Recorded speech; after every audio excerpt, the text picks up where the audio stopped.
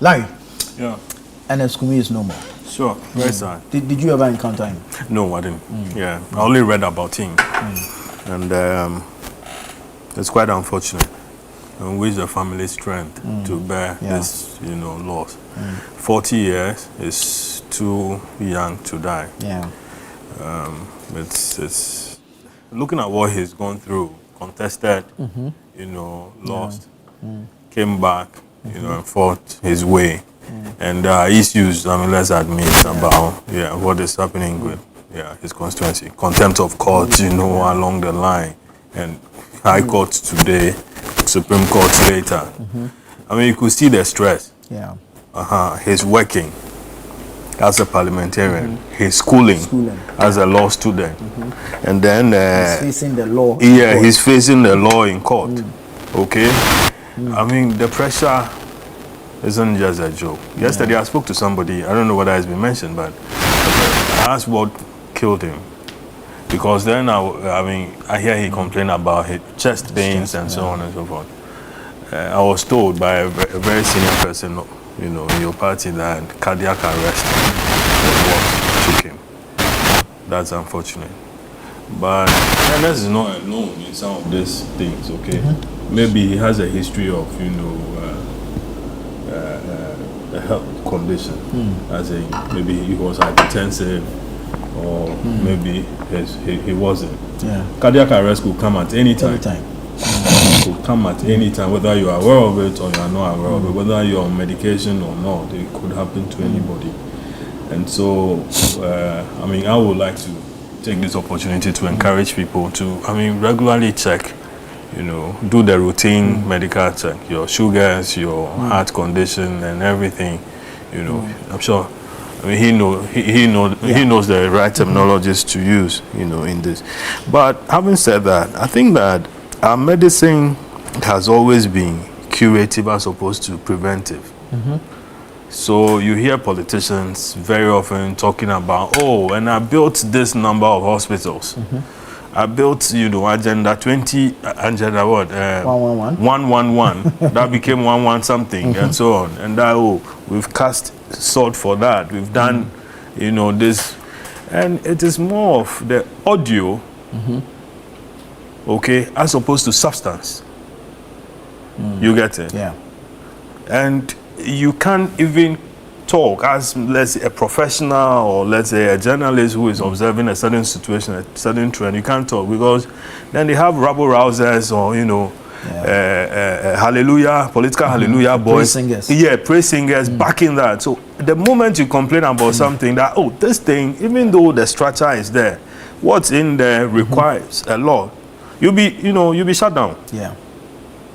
You will be shut down. So then we don't get to attain whatever it is that we want to attain.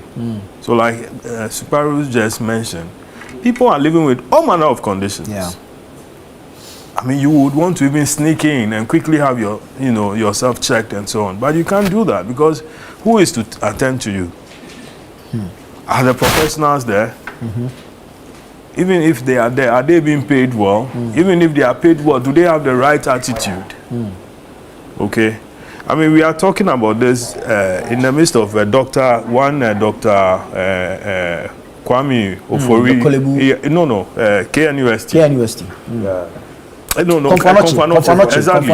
An emergency doctor who required emergency himself, but because there wasn't a certain facility. I think it's a defibrillator or so. Okay, that's a big word for me. But, then he couldn't, And you have the medical doctors now complaining that, something like this, we could easily have saved his life. So that whatever training that had gone into him would have been preserved for others to benefit. Yeah. You get it? Yeah. So the audio health things that we do, or the curative, structure. We should focus on substance. Substance, we can't build structures if there are no, equipment in there to attend to you. Somebody said that, listen, but for the fact that the vice president was flown outside this country, only God knows what would have happened to her.